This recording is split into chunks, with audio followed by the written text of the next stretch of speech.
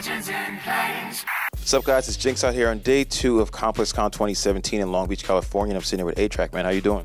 Good. How are you? I'm tired, man. I'm tired. There's a lot going on. First and foremost, what made sense about the partnership with ComplexCon, like bringing your booth out here, setting things up, and also just having like a party out in the middle of the floor? Basically, what you just said is what made sense. It was such an easy fit for Fool's Gold. Both brands are at the intersection between music, clothing, and lifestyle and everything. And we just wanted to come in and rep for our version of that, our take on what it is. And this being our 10th anniversary, it felt like the right year to do it a little different and also have the presence. It all made sense. It was great. 10 years of Fool's Gold. Things were totally different 10 years ago. One, there wasn't a ComplexCon, but even how things have been digitized. There's more tastemakers. There's more people curating music. How do you guys keep maintaining that essence of what you do? At the foundation of it all, Fool's Gold's a record label that's founded by DJs, and most DJs, or at least any good DJ, when you hear them spin, they're not just a jukebox. They stand for something, and they figure out a way to implement whatever the new wave is into that. And it's finding that balance. We've approached the label in the same way. The whole music scene's changed a ton in the last 10 years.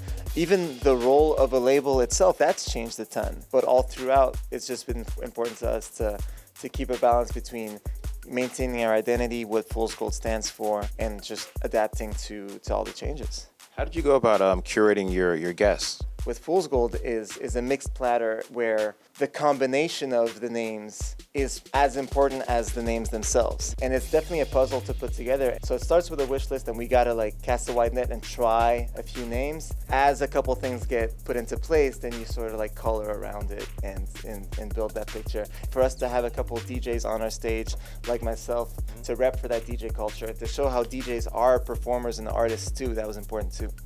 10 years. Yeah. Of course, a lot has changed. The business has changed. You guys have bigger aspirations. There's a lot happening. But if you had to look back at the early funnelings of it, the beginnings, to where you're at now, what do you think has been the biggest alteration? It's tricky to say because the music scene itself changed a lot. And even what DJing is genre-wise in those years was different from now. In the early years of Fool's Gold, we were mixing electronic music and rap. And that was experimental and weird. When we got the Crookers remix for Day and Night for Cudi, and that was as big of a smash as the original, it was experimental. Then EDM happened. Electronic culture and festival culture really changed the whole landscape in North America. Opening the Fool's Gold store, the first one that opened in 2011, that was one of the big landmarks for us.